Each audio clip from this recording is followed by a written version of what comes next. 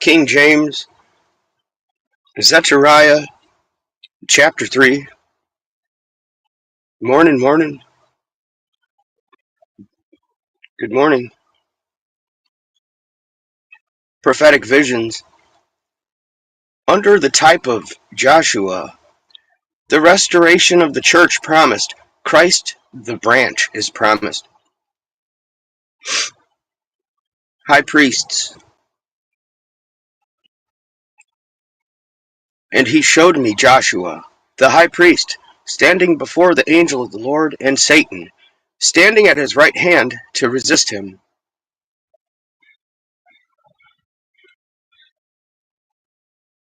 And the Lord said unto Satan, The Lord rebuke thee, O Satan, even the Lord that hath chosen Jerusalem rebuke thee. Is not this a brand plucked out of the fire? Now Joshua was clothed with filthy garments, and stood before the angel. And he answered and spake unto those that stood before him, saying, Take away the filthy garments from him. And unto him he said, Behold, I have caused thine iniquity to pass from thee, and I will clothe thee with a change of raiment.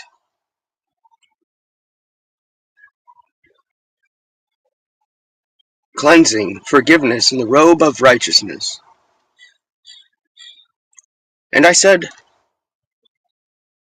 Let them set a fair mitre upon his head.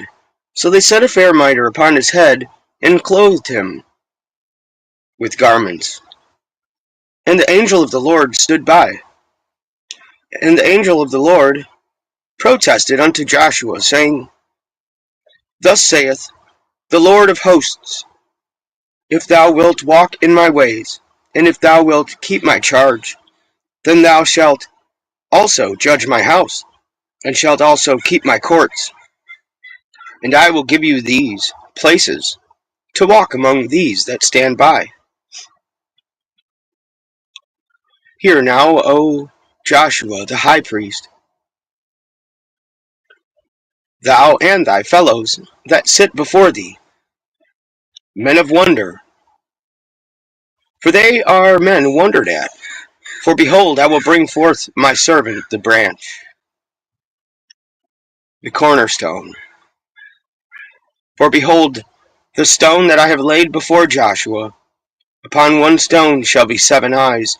Behold, I will engrave the graving thereof, saith the Lord of hosts. And I will remove the iniquity of that land in one day. The saints' fellowship and safety. In that day, saith the Lord of hosts, shall ye call every man his neighbor, under the vine and under the fig tree.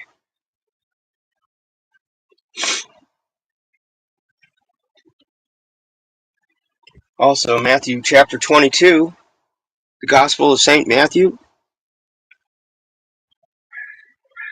Marriage of the king's son.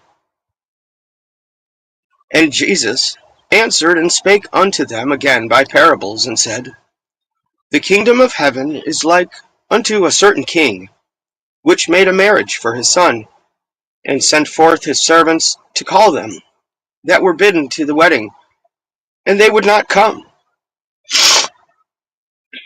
Again he sent forth another servant, saying, Tell them which are bidden, Behold, I have prepared my dinner. My oxen and my fatlings are killed, and all things are ready. Come unto the marriage. But they made light of it, and went their ways, one to his farm, another to his merchandise. And the remnant took his servants, and entreated them spitefully, and slew them. But when the king heard thereof, he was wroth, and he sent forth his armies, and destroyed those murderers, and burned up their city. Then he saith, he to his servants, The wedding is ready, but they which were bidden were not worthy. Go ye therefore into the highways, and as many as ye shall find, bid to the marriage. Spiritual laborers. So these servants went out into the highways and gathered together all, as many as they found, both bad and good, and the wedding was furnished with guests.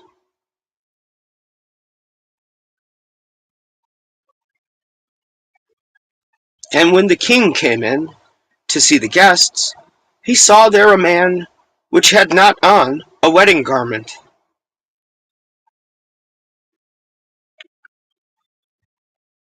And he saith unto him, Friend, how comest thou in hither not having a wedding garment?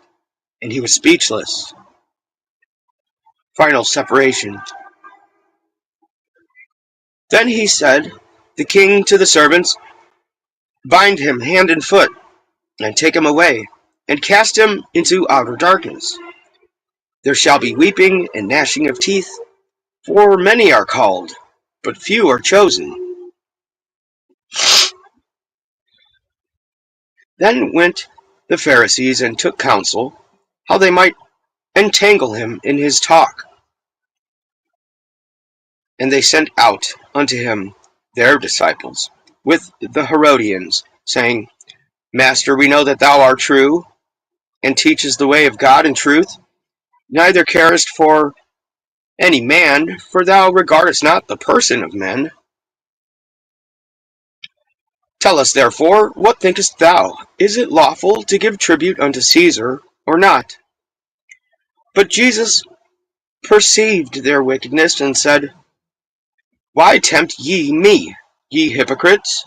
Show me the tribute money. And they brought unto him a penny. And he saith unto them, Whose is this image and superscription?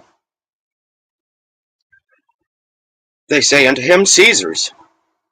Then he saith unto them, Render therefore unto Caesar the things which are Caesar's, and unto God the things that are God's. When they had heard these words, they marveled, and left him, and went their way.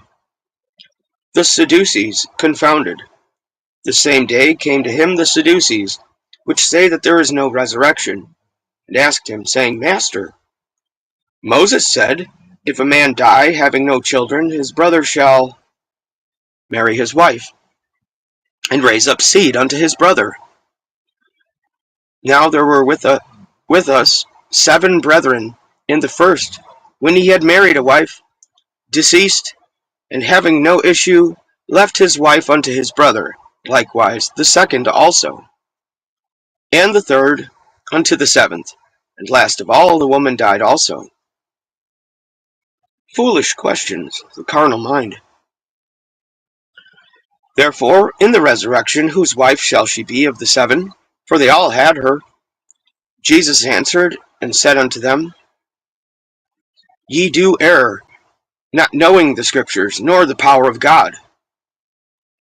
For in the resurrection they neither marry, nor are given in marriage, but are as the angels of God in heaven. But as touching the resurrection of the dead, have ye not read that which was spoken unto you by God, saying, I am the God of Abraham, and the God of Isaac, and the God of Jacob? God is not the God of the dead, but of the living. And when the multitude heard this, they were astonished at his doctrine. But when the Pharisees had heard that he had put the Sadducees to silence, they were gathered together. Then one of them, which was a lawyer, asked him a question, tempting him, and saying, Master, which is the greatest commandment in the law? Jesus said unto him, Thou shalt love the Lord thy God with all thy heart, and with all thy soul, and with all thy mind. This is the first and great commandment, and the second is like unto it. Thou shalt love thy neighbor as thyself. On these 2 commandments hang all the law and the prophets.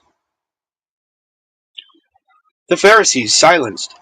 While the Pharisees were gathered together, Jesus asked them, saying, What think ye of Christ? Whose son is he? They say unto him, The son of David. He saith unto them, How then doth David in spirit call him Lord, saying, The Lord said unto my Lord, Sit thou on my right hand, till I make thine enemies thy footstool.